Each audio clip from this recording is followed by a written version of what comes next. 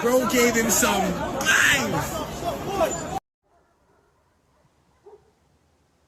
Royal Ascot. The name alone evokes images of British tradition and high society. Yesterday, Berkshire's racecourse was alive with colour. Ladies in extravagant hats, gentlemen in top hats and tails, all basking in the summer sun. The air buzzed with anticipation, not just for the races, but for the spectacle itself. At 2 o'clock, the royal procession began. King Charles III and Queen Camilla waved to the crowd, a living link to centuries of pageantry. The scene was a blend of elegance and national pride, a postcard from a more refined era. Every detail, from the popping of champagne corks to the meticulously planned outfits, was a celebration of tradition. Yet beneath the polished surface there was a subtle tension, oppressive heat, free-flowing alcohol, and heightened security. For now, the illusion of perfection held. The focus was on the sport, the glamour, and the unique atmosphere. It was, by all appearances, another flawless day at Britain's most prestigious race meeting. But beneath the surface, the pressure was building. The grandeur and order of Ascot can sometimes mask the fragility of its traditions. As the day unfolded, that fragility would be exposed in the most shocking way. The stage was set for an unforgettable turn. Then it happened.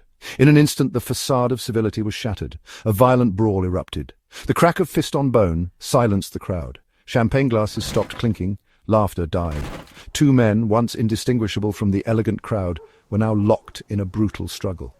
The contrast was jarring. Violence amid sophistication. Gasps and shouts rippled through the enclosure. Women recoiled. Men stood frozen. The day's narrative was hijacked. No longer about horses or hats, but about the fight. The brawl was a violation of everything Ascot represents, a stain on its reputation. It exposed a darker undercurrent beneath the surface of high society.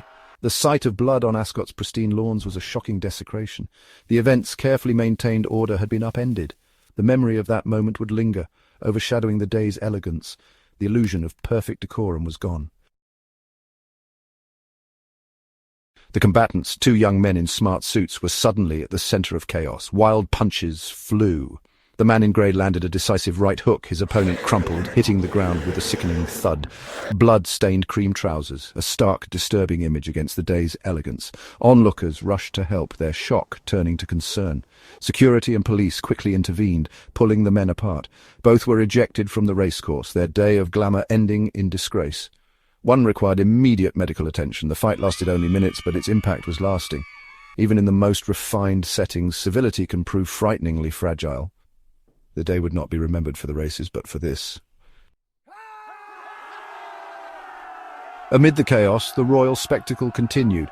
King Charles, Queen Camilla, and other royals maintained their composure in the royal box. Their presence is the anchor of Ascot, a symbol of tradition and prestige. Yet one absence was impossible to ignore. The Princess of Wales, Kate Middleton, was not there. Her non-attendance fueled speculation and whispers throughout the enclosures. In previous years, her elegance was a highlight. Now, her absence was a story in itself. The fascination with the royal family is a uniquely British obsession, their every move scrutinised. Meanwhile, across the Atlantic, Harry and Meghan enjoyed a quieter life, far from Ascot's drama. The contrast was stark, British high society in turmoil, the Sussexes in calm exile. The day's drama was as much about royal intrigue as it was about the brawl. The monarchy's public image, like Ascot's tradition, seemed more fragile than ever. The spectacle continued, but the mood had changed.